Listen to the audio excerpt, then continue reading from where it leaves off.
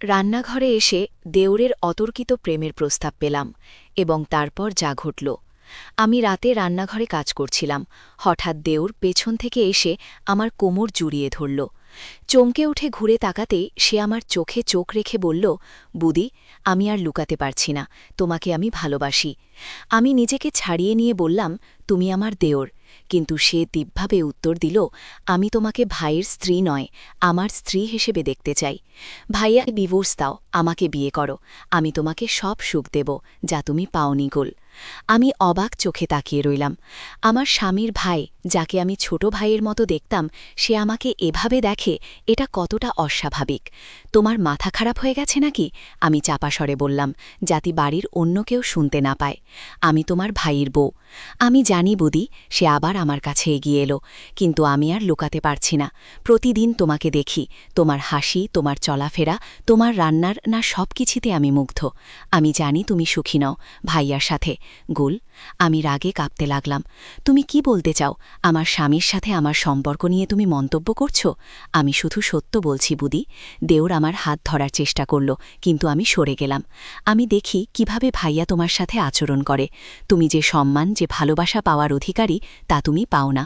এসব বাজে কথা বন্ধ করো, আমি তীব্র কণ্ঠে বললাম। তুমি আমার দেওর এবং তাই থাকবে। এই বিকৃত চিন্তা মন থেকে দূর করো। বুদি, আমার অনুভূতি বিকৃত নয়, সে আমার চোখের দিকে তাকালো। আমি তোমাকে সত্যিই ভালোবাসি। আমি প্রতিজ্ঞা করছি, আমি তোমাকে সব সুখ দেব যা তুমি পাওনি গোল। এই গল্পটি সম্পূর্ণ শুনলে আপনাদের পানি অটোমেটিক বের হয়ে যাবে। সো যত দ্রুত সম্ভব হাতের কাছে টিস্যু নিয়ে বসে পড়ো। বিছানার চাদর যেন নষ্ট না হয় সেটা সম্পূর্ণ খেয়াল রাখার অনুরোধ জানিয়ে গল্পটি এখন শুরু করব।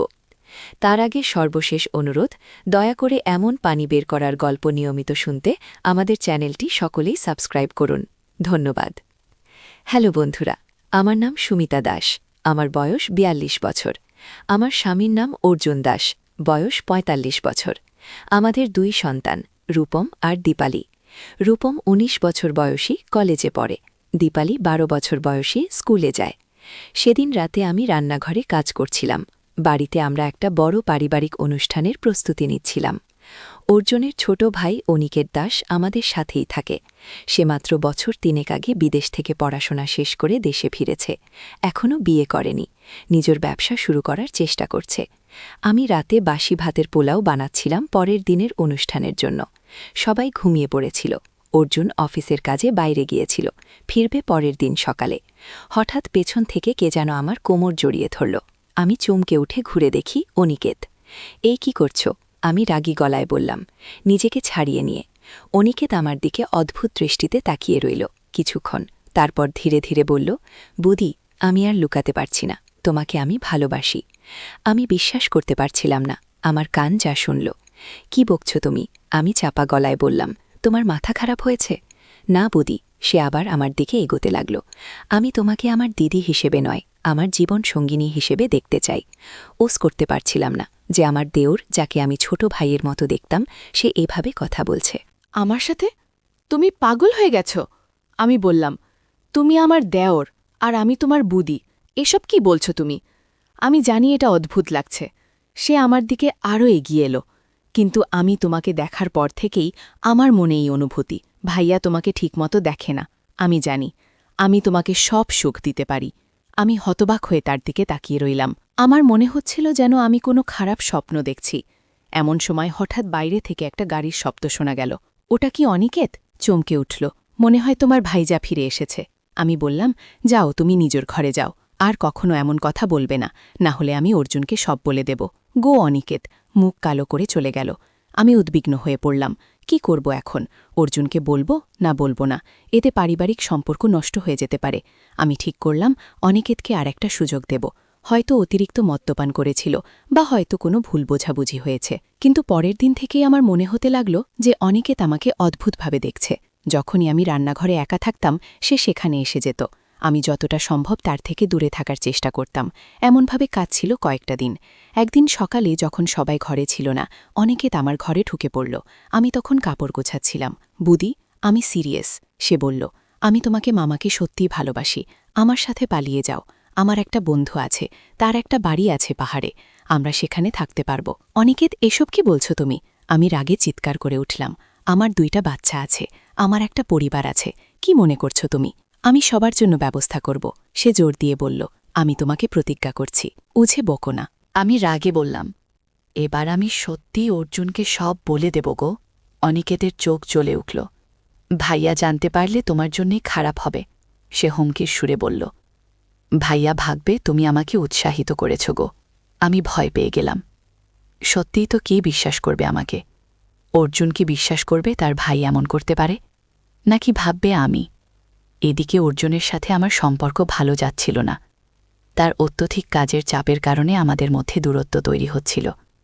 সে প্রায় রাত করে বাড়ি ফিরত। আমাদের কথা হতো না বললেই চলে। আমি ভাবছিলাম, অনিকেত কি সেই সুযোগ নিচ্ছে? পরের দিন অর্জুন আমাকে বলল, আমি 2 সপ্তাহের জন্য বিদেশে যাচ্ছি। নতুন একটা প্রজেক্ট নিয়ে আলোচনা করতে হবে। আমি চিন্তিত হয়ে পড়লাম। 2 সপ্তাহ অনিকেতের সাথে একা। কিন্তু কি করব? আমি অর্জুনকে কিছু বলতে সাহস পেলাম না। অর্জুন যাওয়ার দিন আমাকে বলল, তোমার যদি কোনো সমস্যা হয় আমাকে ফোন করবে। আর অনেকের তো আছেই, সে তোমাদের দেখাশোনা করবে। আমি ভেতরে ভেতরে শিউরে উঠলাম, কিন্তু মুখে হাসি ধরে রাখলাম। অর্জুন চলে যাওয়ার পরের দিন আমি রূপম আর দীপালিকে নিয়ে আমার মার বাড়িতে চলে যাব ঠিক করলাম। কিন্তু ঠিক সেদিন সকালেই দীপালি অসুস্থ হয়ে পড়ল। তার জ্বর, বমি, এমন অবস্থায় বাইরে যাওয়া সম্ভব নয়। আমার মার বাড়িতে যাওয়ার পরিকল্পনা স্থগিত করতে হলো। সন্ধ্যার দিকে রূপম তার বন্ধুদের সাথে দেখা করতে বাইরে গেল। দীপালি ঘুমিয়ে পড়ল। আমি রান্নাঘরে ছিলাম, দীপালির জন্য স্যুপ বানাচ্ছিলাম। হঠাৎ পেছনে দরজা বন্ধ হওয়ার শব্দ শুনলাম। ঘুরে দেখি অনিকেত দাঁড়িয়ে আছে। তার চোখে অদ্ভুত চাহানি। বুদি, আমি বুঝতে পারছি তুমি আমাকে এড়িয়ে যাচ্ছ, সে বলল, কিন্তু আমি তোমাকে ছাড়তে পারব না। আগে আমি আমার হাতের ছুরিটা শক্ত করে ধরলাম। অনিকেত, তুমি যদি একটাও পা এগো, আমি চিৎকার করব। দীপালি ঘুমাচ্ছে, কিন্তু সে জেগে উঠবে। কি? অনিকেত হাসল। দীপালি ঘুমাবে অনেকক্ষণ। আমি তার খাবারে ঘুমের ওষুধ মিশিয়ে দিয়েছি। গো, আমার বুক ধরফর করতে লাগল। তুমি কি করলে? আমি বিশ্বাস করতে পারছিলাম না। তুমি একটা বাচ্চাকে ঘুমের ওষুধ খাওয়ালে? চিন্তা করো না, সে বলল, ওষুধটা ক্ষতিকর নয়, শুধু ঘুম পাড়িয়ে রাখবে কয়েক ঘণ্টা। গো, আমি দরজার দিকে দৌড়াতে চেষ্টা করলাম, কিন্তু অনিকেত আমার পথ আটকে দাঁড়াল। এভাবে পালাতে পারবে না, সে বলল, আমাদের কথা শেষ করতেই হবে আজই। আমি ভয়ে কাঁপছিলাম। আমার কাছে ছুরি আছে, আমি বললাম ছুরিটা তুলে ধরে। অনিকেত হাসল। তুমি আমাকে আঘাত করবে বুদি? তুমি পারবে না। আগে সে আমার দিকে এগিয়ে আসতে লাগল। আমি পিছিয়ে গেলাম, কিন্তু আমার পিছনে দেয়াল। আমি আটকা পড়ে গেলাম। ঠিক তখনই বাইরে গাড়ির শব্দ শোনা গেল। কে এলো এত রাতে? অনেকের চমকে উঠল। কে আসতে পারে? সে বিটপিট করে বলল, ভাইয়া তো পরশু ফিরবে। দরবেল বাজল। আমি দরজার দিকে দৌড়ালাম। অনেকে আমাকে ধরতে গিয়েও থেমে গেল। হয়তো সেও ভয় পেয়ে গিয়েছিল। আমি দরজা খুলে দেখি রূপম আর তার বন্ধুরা দাঁড়িয়ে আছে। মা, আমরা মুভি দেখতে যাচ্ছি। রূপম বলল, দীপা কেমন আছে? সে ঘুমিয়ে আছে। আমি কাপা গলায় বললাম, রূপম, তুমি আমার সাথে ভেতরে এসো। গো। রূপম আর তার বন্ধুরা ভেতরে এলো। অনেকের ততক্ষণে অন্য ঘরে চলে গিয়েছিল। আমি রূপমকে সমস্ত ঘটনা বললাম। রূপম রাগে লাল হয়ে গেল। আমি এখনই বাবাকে ফোন করব, সে বলল। অনিকেত কাকু এরকম করতে পারে? আমি বিশ্বাস করতে পারছি না। না, তোমার বাবাকে এখন কিছু বলো না। আমি বললাম, আমরা আজ রাতে তোমার দাদুর বাড়িতে চলে যাই। কালকে তোমার বাবা ফিরলে আমি সব বলবো। আমরা দীপালিকে নিয়ে চলে যাওয়ার প্রস্তুতি নিতে লাগলাম। অনেকে তো আমাদের আটকাতে পারল না, কারণ রূপমের বন্ধুরা ছিল আমাদের সাথে। আমরা যখন বাড়ি থেকে বেরিয়ে যাচ্ছিলাম, তখন অনিকেত বারান্দায় এসে দাঁড়াল। তোমরা কোথায় যাচ্ছ? সে জিজ্ঞেস করল। দীপার অবস্থা খারাপ। আমি বললাম, আমি ওকে হাসপাতালে নিয়ে যাচ্ছি গো। আমি তোমাদের সাথে যাব, সে বলল। না, তুমি বাড়িতে থাকো, আমি দৃঢ়নে বললাম। রূপম আর তার বন্ধুরা আছে আমার সাথে। গো, আমরা গাড়িতে উঠে চলে গেলাম। আমার মনে হচ্ছিল অনিকেত বুঝে গিয়েছিল যে আমি মিথ্যে বলছি, কিন্তু সে কিছু করতে পারল না। আমরা আমার বাবার বাড়িতে চলে গেলাম। পরের দিন সকালে আমি অর্জুনকে ফোন করে সবকিছু বললাম। সে বিশ্বাস করতে পারছিল না। আমি আজই ফিরে আসছি, সে বলল। অর্জুন ফিরে এলো সেদিন সন্ধ্যায়। সে সোজা আমার বাবার বাড়িতে এলো। আমি বিশ্বাস করতে পারছি না, সে বারবার বলছিল, অনেকে তো এরকম করতে পারে। আমি জানি এটা বিশ্বাস করা কঠিন, আমি বললাম, কিন্তু এটাই সত্য। অর্জুন আমাদের নিয়ে বাড়ি ফিরে গেল। অনিকেতকে ডেকে নিয়ে কথা বলল একান্তে। কি কথা হলো আমি জানি না, কিন্তু পরের দিন সকালে অনিকেত চলে গেল বাড়ি থেকে। কয়েক সপ্তাহ পর আমরা জানতে পারলাম অনিকেত বিদেশে চলে গিয়েছে। সেখানে সে একটা চাকরি পেয়েছে। সে আর কখনো ফিরে আসেনি। ঘটনাটা আমাদের পরিবারকে গভীরভাবে প্রভাবিত করেছে। অর্জুন আর আমার মধ্যে একটা দূরত্ব তৈরি হয়েছিল প্রথমে, কিন্তু ধীরে ধীরে আমরা আবার কাছাকাছি আসতে শুরু করলাম। অর্জুন বুঝতে পেরেছিল আমাদের সম্পর্কের মধ্যে যে ফাটল ধরেছিল সেটাকে সারাতে হবে। সে আমার সাথে আরও বেশি সময় কাটাতে শুরু করল। আমাদের মধ্যে যোগাযোগ বাড়ল। 1 বছর পর আমরা শহর ছেড়ে একটা ছোট্ট গ্রামে চলে গেলাম, যেখানে অর্জুন একটা নতুন ব্যবসা শুরু করল। সেখানে আমরা নতুন করে শুরু করলাম আমাদের জীবন। সেই ঘটনাটা আমাদের শিখিয়েছিল যে পারিবারিক সম্পর্কে সবসময় সতর্ক থাকতে হয়। কখনো কখনো যাদের আমরা সবচেয়ে বেশি বিশ্বাস করি তারাই আমাদের সবচেয়ে বড় ক্ষতি করতে পারে। অনিকেটের ব্যাপারটা আমাকে শিখিয়েছিল মানুষকে চেনা বড় কঠিন। তুমি কারো সাথে বছরের পর বছর একসাথে থাকতে পারো, কিন্তু তার মনের ভেতরে কি আছে তা হয়তো কখনোই জানবে না। আমার জীবনে যা ঘটেছিল তা থেকে আমি শিখেছি যে নিজের অন্তর্দৃষ্টি আর সতর্কতাকে কখনো উপেক্ষা করা উচিত নয়। আজ যখন আমি পেছনে ফিরে তাকাই, বুঝতে পারি এই ঘটনাটাই আমাদের পরিবারকে আরও শক্তিশালী করেছে। অর্জুনের সাথে আমার সম্পর্ক আগের চেয়ে অনেক গভীর হয়েছে। আমরা যোগাযোগের গুরুত্ব বুঝতে পেরেছি। আমাদের সন্তানরাও বড় হয়েছে, তারা এখন নিজেদের জীবন নিয়ে এগিয়ে যাচ্ছে। গ্রামে আসার পর আমাদের জীবনে নতুন একটা রহস্য যোগ হয়েছে। আমাদের বাড়ির পাশেই ছিল একটা পুরানো বাড়ি, যার মালিক কেউ ছিল না। লোকে বলতো বাড়িটায় ভূত আছে। আমি এসব বিশ্বাস করতাম না, কিন্তু একদিন রাতে আমি দেখলাম সেই বাড়ির জানালায় আলো জ্বলছে। আমি অর্জুনকে ডাকলাম, কিন্তু যখন সে এলো তখন আলো নিভে গিয়েছিল। পরের দিন আমি গ্রামের প্রবীণদের কাছে বাড়িটার ইতিহাস জানতে চাইলাম। তারা বলল 50 বছর আগে সেই বাড়িতে একটা পরিবার থাকত। একদিন হঠাৎ করে তারা অদৃশ্য হয়ে গেল। কেউ জানে না তাদের কি হয়েছিল। আমার কৌতূহল বাড়তে লাগল। আমি সেই রহস্যময় বাড়ি সম্পর্কে আরও তথ্য জানতে চাইলাম। একদিন আমি সাহস করে সেই বাড়ির কাছে গেলাম। বাইরে থেকে দেখলাম বাড়িটা যদিও পুরনো, কিন্তু ভাঙা নয়। দরজা তালাবদ্ধ ছিল। আমি জানালা দিয়ে ভেতরে উঁকি মারলাম, কিন্তু কিছুই দেখা গেল না অন্ধকারের কারণে। আমি আশেপাশে ঘুরতে লাগলাম। বাড়ির পেছনের দিকে একটা ছোট্ট বাগান ছিল। সেখানে দেখলাম একটা পুরানো কুয়া। আমি কুয়ার কাছে গেলাম। ঝুঁকে দেখার চেষ্টা করলাম কুয়ার ভেতরে কি আছে। হঠাৎ আমার পা পিছলে গেল। আমি প্রায় পড়ে যাচ্ছিলাম কুয়ার মধ্যে, কিন্তু কেউ যেন আমাকে ধরে ফেলল। আমি ভয়ে চিৎকার করে উঠলাম। পিছনে তাকিয়ে দেখি একজন বয়স্ক মহিলা। তিনি আমাকে ধরে রেখেছিলেন। সাবধানে মা, তিনি বললেন। এই কুয়ায় অনেক রহস্য লুকিয়ে আছে। কি? আমি ধন্যবাদ দিলাম তাকে। আপনি কে? আপনি কি এই বাড়ির সম্পর্কে কিছু জানেন? হ্যাঁ, আমি জানি, তিনি ধীরে ধীরে বললেন। আমি এই বাড়ির সাথে গভীরভাবে যুক্ত। আমার নাম অরুণিমা। তিনি আমাকে বললেন তিনি সেই অদৃশ্য হয়ে যাওয়া পরিবারের একমাত্র জীবিত সদস্য। তিনি আমাকে একটা গল্প শোনালেন যা আমার জীবন বদলে দিয়েছিল। 50 বছর আগে তিনি শুরু করলেন। এই বাড়িতে আমার ভাই আর তার পরিবার থাকত। আমার ভাইয়ের একটা ব্যবসা ছিল। একদিন তিনি একটা প্রাচীন বস্তু কিনলেন একজন পথিকের কাছ থেকে। সেটা ছিল একটা ছোট্ট পাথরের বাক্স। তিনি সেটা বাড়িতে নিয়ে এলেন। অরুণিমা বললেন সেই বাক্সের ভেতরে ছিল একটা অদ্ভুত পাথর। সেই পাথর নাকি অলৌকিক ক্ষমতা রাখত। যে এটা স্পর্শ করত সে নাকি অদৃশ্য হয়ে যেতে পারত কিছুক্ষণের জন্য। আমার ভাইয়ের ছেলে অনির্বাণ একদিন সেই পাথর স্পর্শ করল। অরুণিমা বললেন সে সত্যিই অদৃশ্য হয়ে গেল। আমরা সবাই অবাক হয়ে গেলাম, কিন্তু কিছুক্ষণ পর সে ফিরে এলো। সে বলল সে যখন অদৃশ্য ছিল তখন সে অন্য একটা জগৎ দেখতে পেয়েছিল গো। অরুণিমার কথা শুনে আমি বিশ্বাস করতে পারছিলাম না, কিন্তু তার চোখে এমন একটা সততা ছিল যে আমি সন্দেহ করতে পারছিলাম না। তারপর কি হলো আমি জিজ্ঞেস করলাম। পরের দিন আমার ভাই আর তার পরিবারের সবাই সেই পাথর স্পর্শ করল। অরুণিমা বললেন তারা সবাই অদৃশ্য হয়ে গেল, কিন্তু তারা আর ফিরে আসেনি। আমি হতবাক হয়ে গেলাম। তাহলে তারা কোথায় গেল? আমি জানি না, অরুণিমা বললেন। আমি সেদিন বাড়িতে ছিলাম না। যখন ফিরলাম দেখি বাড়ি খালি। কিন্তু পাথরটা কোথায়? আমি জিজ্ঞেস করলাম। সেটা এখনও এই বাড়িতে আছে, অরুণিমা বললেন। আমি জানি কোথায় আছে, কিন্তু আমি এটা স্পর্শ করিনি। আমি ভয় পাই। আমি অরুণিমাকে বললাম আমি সেই পাথর দেখতে চাই। তিনি প্রথমে রাজি হলেন না, কিন্তু আমার অনুরোধে শেষে তিনি রাজি হলেন। তিনি আমাকে সেই বাড়ির ভেতরে নিয়ে গেলেন। তার কাছে চাবি ছিল। ভেতরে বাড়িটা ধুলো ভরা ছিল, কিন্তু আশ্চর্যজনকভাবে সব জিনিসপত্র ঠিকঠাক ছিল। যেন পরিবারটি মাত্র কিছুদিন আগে বাড়ি ছেড়েছে। অরুণিমা আমাকে একটা ঘরে নিয়ে গেলেন।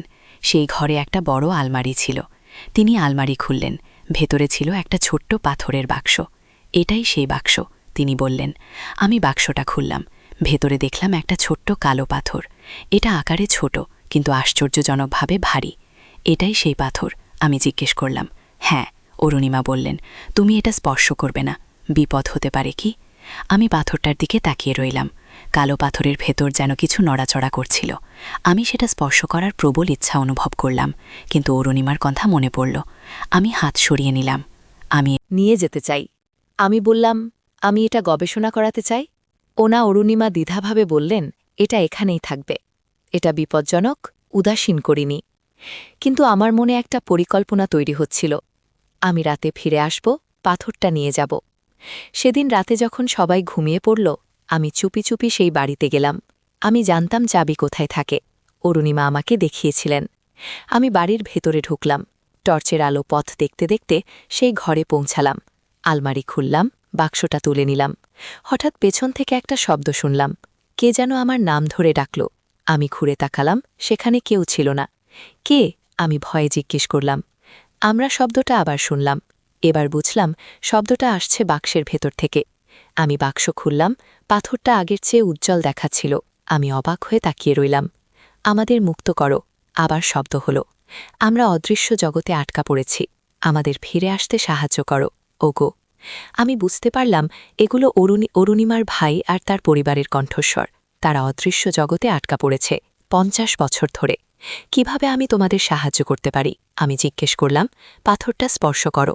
তারা বলল, তুমি আমাদের কাছে আসবে, তারপর আমরা সবাই একসাথে ফিরে আসতে পারব। আমি দ্বিধায় পড়লাম, এটা কি ঠিক হবে নাকি এটা একটা ফাঁদ? হঠাৎ আমার পেছনে কেউ এলো। অরুণিমা? না। তিনি চিৎকার করে উঠলেন, ওরা মিথ্যে বলছে, ওরা তোমাকে ফাঁদে ফেলতে চাইছে। যারা সেই জগতে যায় তারা আর ফিরে আসতে পারে না। আমি দ্বিধায় পড়লাম, কাকে বিশ্বাস করব, অরুণিমাকে নাকি পাথরের ভেতর থেকে আসা কণ্ঠস্বরগুলোকে? সুমিতা, হঠাৎ আমার পেছন থেকে একটা পরিচিত কণ্ঠস্বর শুনলাম। আমি ঘুরে তাকালাম। অর্জুন, তুমি এখানে কি করছো? অর্জুন আমাকে জিজ্ঞেস করল। আমি সবকিছু বললাম তাকে। সে বিশ্বাস করতে পারছিল না।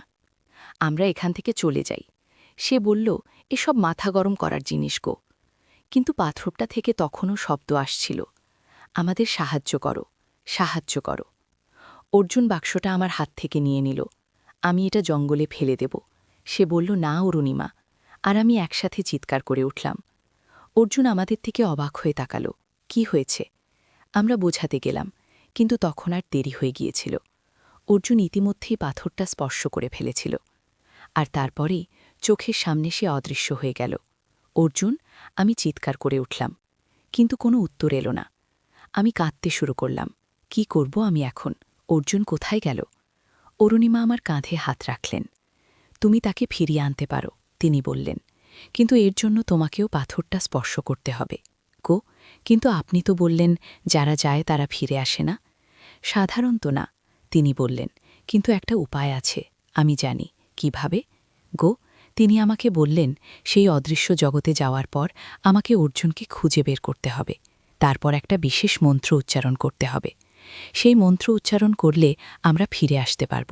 কিন্তু সাবধান, তিনি বললেন, তুমি সেখানে বেশিক্ষণ থাকতে পারবে না। যত বেশিক্ষণ থাকবে তত বেশি ফিরে আসা কঠিন হবে গো। আমি সাহস করে পাথরটা স্পর্শ করলাম। আর তারপরেই আমি অনুভব করলাম আমার শরীর হালকা হয়ে যাচ্ছে। আমার চারপাশের পৃথিবী অদৃশ্য হয়ে গেল। আমি চলে গেলাম এক অদ্ভুত জগতে। সেই জগতে সবকিছু উল্টো ছিল। আকাশ ছিল কালো, কিন্তু তারা ছিল না। মাটি ছিল সবুজ, গাছপালা ছিল বেগুনি রঙের। আমি অর্জুনকে খুঁজতে লাগলাম। অনেক খোঁজার পর আমি দেখলাম সে একটা বেগুনি গাছের নিচে বসে আছে। অর্জুন, আমি চিৎকার করে উঠলাম। সে আমার দিকে তাকালো, তার চোখে ভয়। সুমিতা, তুমি কেন এলে? এখান থেকে বেরোনোর উপায় নেই গি? আছে, আমি বললাম। আমাকে অরুণিমা বলেছেন কিভাবে বেরোতে হয়। আমরা একটা মন্ত্র উচ্চারণ করব গো। আমি অর্জুনকে মন্ত্রটা শেখালাম। আমরা দুজনে একসাথে উচ্চারণ করলাম, কিন্তু কিছুই হলো না। দেখো এটা কাজ করে না, অর্জুন বলল। আমি হতাশ হয়ে পড়লাম, কিন্তু আমি হাল ছাড়তে রাজি ছিলাম না। আমরা আবার চেষ্টা করব, আমি বললাম। আমরা আবার মন্ত্র উচ্চারণ করলাম। এবার আমরা অনুভব করলাম আমাদের শরীর আবার ভারী হয়ে উঠছে। আমরা ফিরে আসছিলাম। আমরা ফিরে এলাম সেই ঘরে যেখান থেকে আমরা গিয়েছিলাম। অরুণিমা সেখানে অপেক্ষা করছিলেন। তিনি আনন্দে কেঁদে ফেললেন আমাদের দেখে। তোমরা ফিরে এসেছ, তিনি বললেন। আমি ভেবেছিলাম হয়তো আর দেখা হবে না গিয়ে। আমি অর্জুনকে জড়িয়ে ধরলাম। আমি তোমাকে ছেড়ে যেতে পারিনি, আমি বললাম। আমিও তোমাকে ছেড়ে থাকতে পারিনি, সে বলল। অরুণিমা বাক্সটা নিলেন। এবার আমি এটা এমন জায়গায় লুকিয়ে রাখব যেখান থেকে কেউ এটা পাবে না, তিনি বললেন। আমরা তাকে ধন্যবাদ দিলাম আর বাড়ি ফিরে গেলাম। আমরা আমাদের অভিজ্ঞতা কাউকে বলিনি, কে বিশ্বাস করবে আমাদের? পরের দিন আমরা খবরের কাগজে দেখলাম অরুণিমা মারা গিয়েছেন। তিনি ছিলেন গ্রামের সবচেয়ে বয়স্ক মহিলা, বয়স ১০৫। তারপর আমরা আবার সেই বাড়িতে গেলাম, কিন্তু বাক্সটা খুঁজে পেলাম না। অরুণিমা যেমন বলেছিলেন তিনি সেটা এমন জায়গায় লুকিয়ে রেখেছিলেন যেখান থেকে কেউ পাবে না। আজ বছর দশক পর আমি আবার সেই বাড়ির কাছে যাই। বাড়িটা এখন একটা পর্যটন কেন্দ্র হয়েছে। লোকে আসে ভূতের গল্প শুনতে। আমি জানি সেখানে ভূত নেই, কিন্তু আছে এক অদ্ভুত রহস্যময় অতীত। একটা অতীত যার সাথে আমি আর অর্জুন যুক্ত। এটাই আমার গল্প। একটা গল্প যা শুনলে হয়তো বিশ্বাস করা কঠিন, কিন্তু এটাই সত্য। আমার জীবনের সবচেয়ে রহস্যময় ও রোমাঞ্চকর অভিজ্ঞতা।